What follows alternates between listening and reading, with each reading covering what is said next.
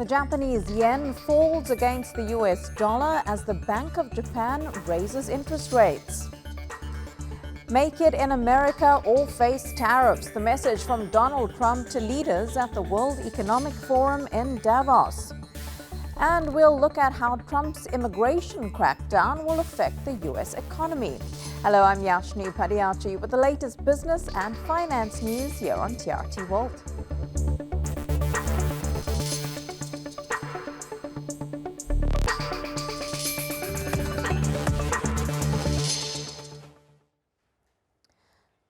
The Bank of Japan has raised interest rates by 25 basis points to 0.5%, their highest level in 17 years. Now, this comes as the central bank tries to balance both rising inflation and keeping the yen from weakening further against the US dollar. The decision follows December's core inflation reading, which rose 3%, a 16-month high. The BOJ said wages are expected to increase throughout the year and inflation down toward the 2% mark. Meanwhile, Japan's factory activity has sunk for the 7th straight month, with the country's Purchasing Managers Index at 48.8 in January. That's below the 50 mark that separates growth from contraction. Now, for more on this, we're joined by Terence Hove in Johannesburg, South Africa. He's a senior financial market strategist at Exness. Terence, thank you for your time. So how will these recent rate hikes by the Bank of Japan impact the country's economic growth? Yeah, I think the rate cuts, increases were much anticipated by the market for quite a long time. And I think to the point that you've made as well, seeing how inflation is on the uptick as well in Japan. So I think it's the right support for the Japanese economy. We're seeing a positive move in the Japanese yen, in particular to the reaction of these rate increases. So it's looking positive at the moment. The dollar bulls are under pressure as the yen is strengthening quite significantly. So it's looking very positive for Japan at the moment. And Terence, the inflation though in Japan, what are the factors causing it to go up? Yeah, I think if we look at Japan, one of the primary drivers of the inflation is the wage growth. And it's expected to, there'll be negotiations end of March, beginning of April, when we'll know that the wage discussions, and these take place once a year. So with an expected 7% increases in wage growth, and particularly when we know once the negotiations happen, that's been a primary driver. We're also seeing the structural labor shortages in the Japanese economy. That's also been a driver of inflation, including strong corporate earnings as well. The profits from the corporates have been strong. So these have been key drivers to inflation in Japan. But Japan's manufacturing sector is slowing down. What are some of the reasons that we're seeing this happen?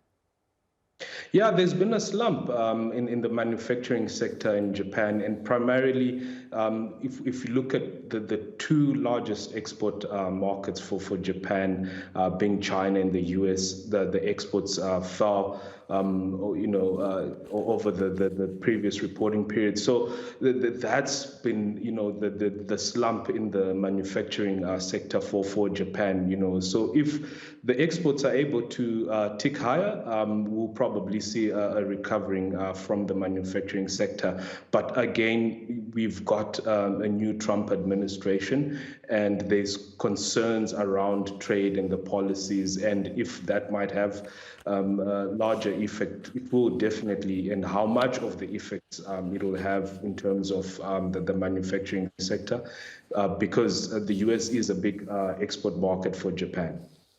Thank you very much for that, Terence Hove there live from Johannesburg.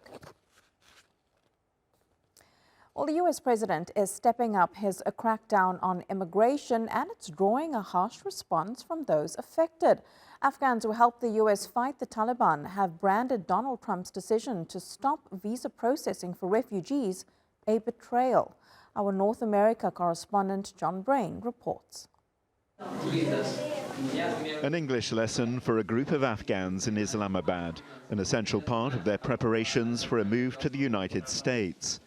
When the military pulled out of Kabul in 2021, Afghans, many of whom had assisted American forces, were told to travel to a third country such as Pakistan while their applications for residency were processed.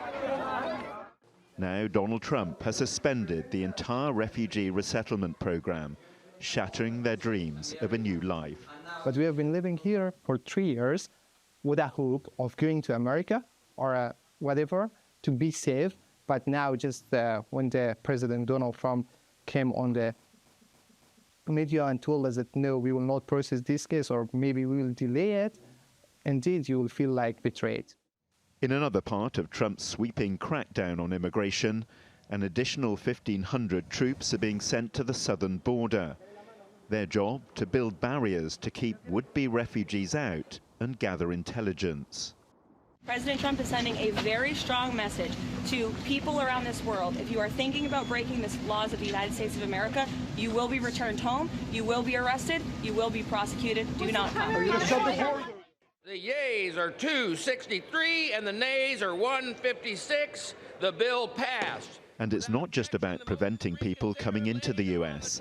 Lawmakers have voted to accept Trump's demand that undocumented migrants charged with offences such as shoplifting can be detained and deported without a trial. Donald Trump promised America's voters that he'd put immigration front and centre of his presidency, and he's clearly determined to deliver on that promise. The effects are already being felt around the world. John Brain, TRT World, Washington. And economists are warning Trump's mass deportation plan could come with a hefty price tag.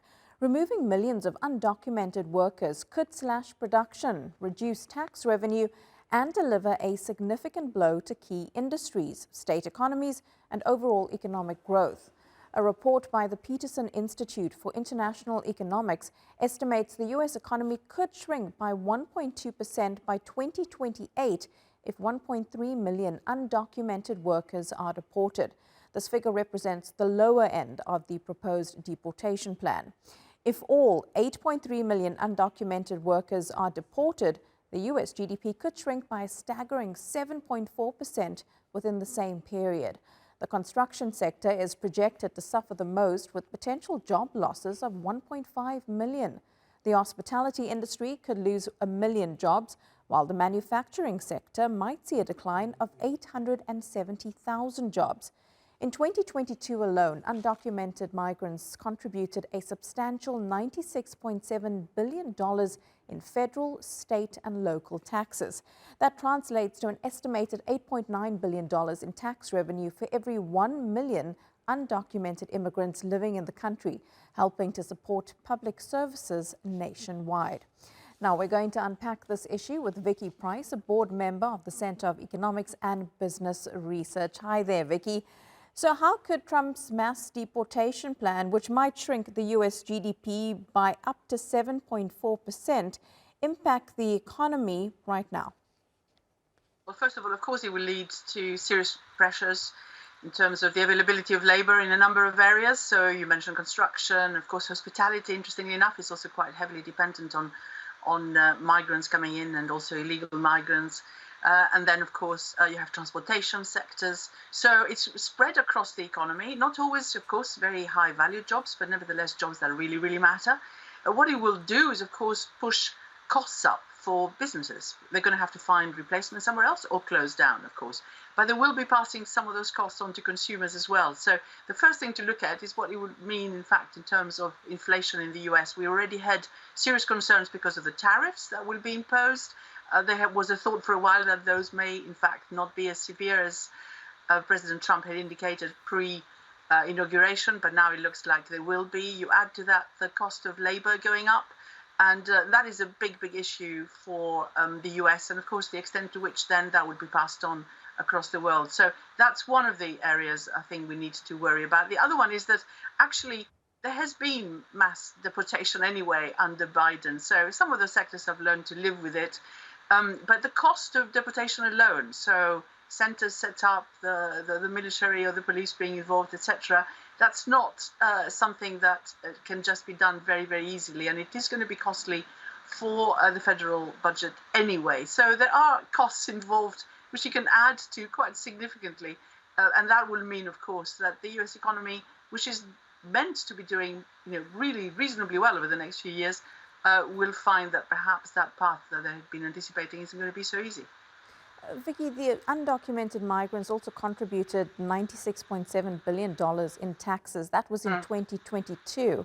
But if they are deported, how could that affect public services and state economies? Yes, that's absolutely true. This is a real issue. It's been calculated that they do contribute in taxes in all sorts of different ways. They do pay proper taxes, it seems. They do, of course, also pay taxes, sales taxes and so on, so both federal and state taxes, and those add up to quite a lot. But, of course, we've got to bear in mind that the illegal immigration and the percentage that we're talking about, the deportation that may be affected by the new rules, assuming, of course, they get properly, they materialize in terms of being implemented properly. They're only sort of 10% of the illegal immigrants that are there right now. So there are about 11 million illegal immigrants who, as we've just been discussing, work and contribute and so on. There are about 48 immigrants, if you want to call them that. Of course, if you look at the US, everyone came from somewhere else. Right now in the US, with a very, very big contribution to growth, productivity, demand in the economy, and so on. So you could look at it and say, well, it is a relatively small percentage of the illegals that we're talking about right now, about 10%. And as a percentage of the overall immigration is not that big, so maybe there will be other ways to compensate for this. Maybe there'll be more legal immigrants. But the way in which President Trump is talking about, we do know that immigrants generally contribute positively to any economy.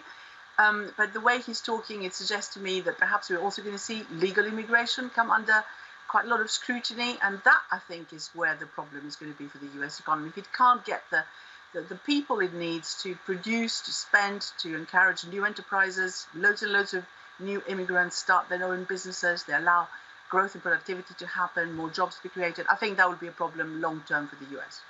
Thank you very much for breaking that all down for us. Vicky Price there from the Center of Economics and Business Research. Thank you. Well, Donald Trump has told global business leaders at the World Economic Forum, make it in America or face tariffs. The US president also stressed he wants to end the Russia-Ukraine war and criticized the European Union for suffocating American businesses with red tape. Victoria Ennis has the details. It's really all anyone has been talking about here in the Swiss Alps. The Trump effect, dominating dinner parties and fireside chats, a mix of anxiety and excitement building up to this moment. Oh, no. The first major speech of his new term to the global elite. My message to every business in the world is very simple. Come make your product in America, and we will give you among the lowest taxes of any nation on earth. But if you don't make your product in America, which is your prerogative, then very simply you will have to pay a tariff. From there, it was on to global challenges, after previously saying he wasn't confident a ceasefire in Gaza would hold. As we restore common sense in America, we're moving quickly to bring back strength and peace and stability abroad. My team negotiated a ceasefire agreement in the Middle East, which wouldn't have happened without us, as I think most of the people in the room know. Mr. President, when you're back here in Davos next year, will there be then a peace agreement with Ukraine and Russia by then? Well, you're going to have to ask Russia. Ukraine is ready to make a deal. I really would like to be able to meet with President Putin soon and get that war ended. And that's not from the standpoint of economy or anything else. It's from the standpoint of millions of lives are being wasted. And we know that you called President Xi Jinping last Friday. He called me, but I see it very good. I think that we're going to have a very good relationship. All we want is fairness. We just want a level playing field. And finally, the possibility of denuclearization. Tremendous amounts of money are being spent on nuclear And the destructive capability is something that we don't even want to talk about today because you don't want to hear it. It's too depressing. So we want to see if we can denuclearize, and I think that's very possible. For anyone wondering what the next 4 years under his leadership will look like, Thursday's speech may have provided some clarity. But then again, if they learnt anything from his first term in office, when it comes to Donald Trump, nothing is ever certain. Victoria Innes, TRT World. Also at the World Economic Forum is the UK Finance Minister. Rachel Reeves has been courting potential investors in UK growth projects alongside hundreds of global leaders. Tulay Kalyon Hasnedarolu has more. All eyes are on the Swiss Alps for the World Economic Forum in Davos, where the UK's Finance Minister, Rachel Reeves, aims to convince investors about Britain's potential. We can't carry on like that, because if we do, we'll miss out on crucial investment here into Britain. So number one mission of this government is to grow the economy. You've already seen a number of decisions, including on Stansted and City Airport, on energy projects, on transport infrastructure, because we are determined to grow the economy. Reeves faced a rocky start to 2025, with the pound affected by market turbulence. But just last week, the IMF raised its UK growth forecast for 2025, and a PwC survey ranked Britain as the second most investable country after the US. This government has been really clear that regulators, of course, need to regulate for risk, but they've also got to regulate for growth. That is why growth is our number one mission, and the regulators need to be part of that agenda as well. But alongside positive news, on the first day of Reeves' visit to Davos, the Office for National Statistics also reported a December net borrowing figure of $20 billion, the highest December total in 4 years. Another major topic in Davos is the long-debated expansion of Heathrow Airport. Although it promises economic activity, it also raises environmental concerns as the UK commits to net zero. Now the UK faces a tough choice between growth or sustainability. As discussions continue in Davos, the stakes are high for the UK, especially with the country bracing for new US tariffs from President Donald Trump. Tulay Kalyon Hasnedarolu, TRT World, London. At the World Economic Forum, Trump also told business leaders he aims to lower global oil prices, interest rates and taxes.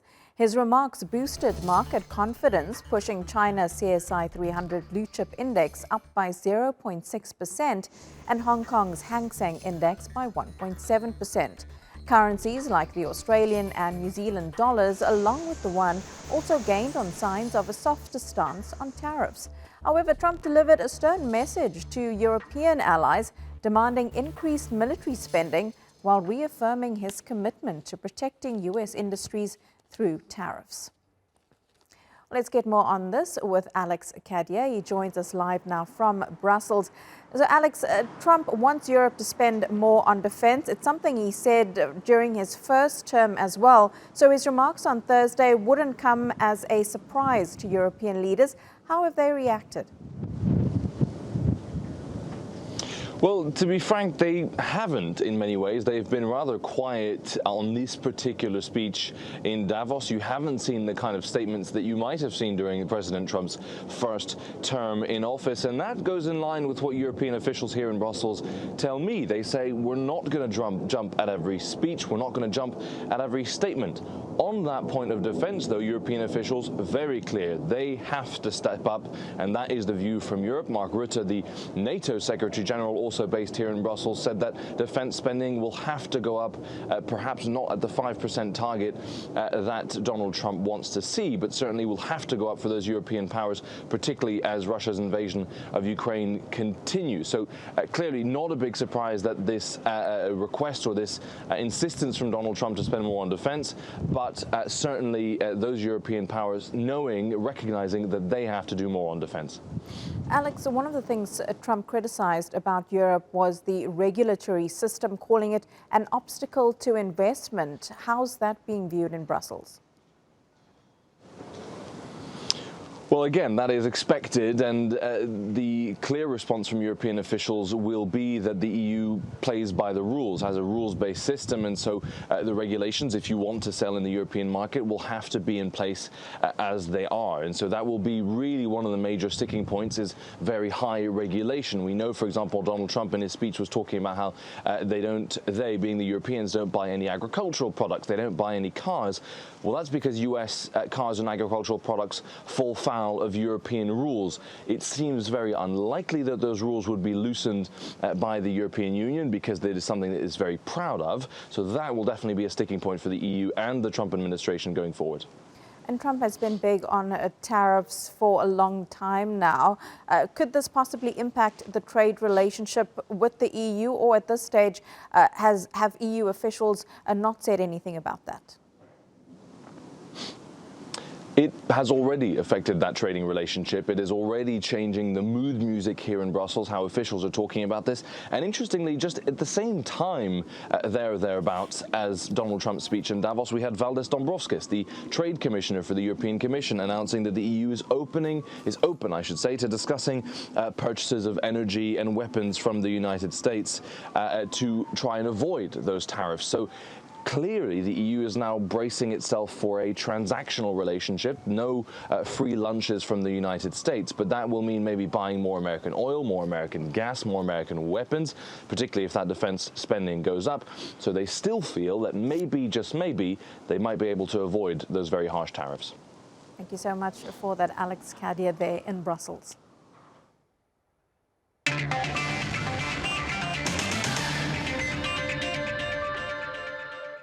Now a quick look at some of the other top business stories from around the world. For the first time in nearly 5 years, Singapore's central bank loosened its monetary policy. The move was driven by expectations price pressures would continue to ease and growth momentum would slow.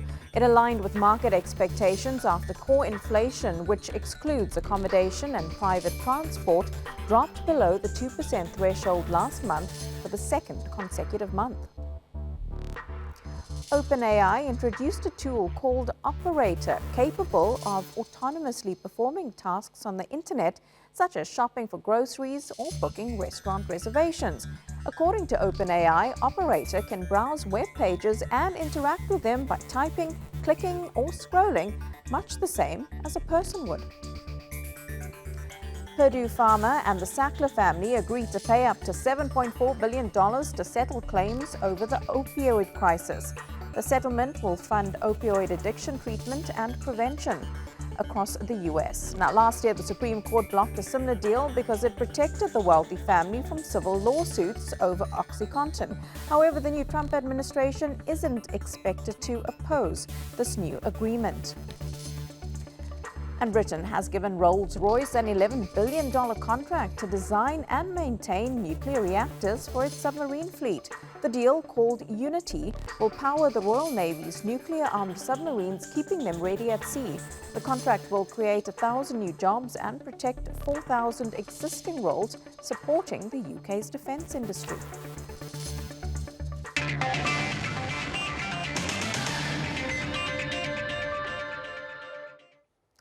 Well, Donald Trump still has his eyes on the island of Greenland, which he says is crucial for U.S. security.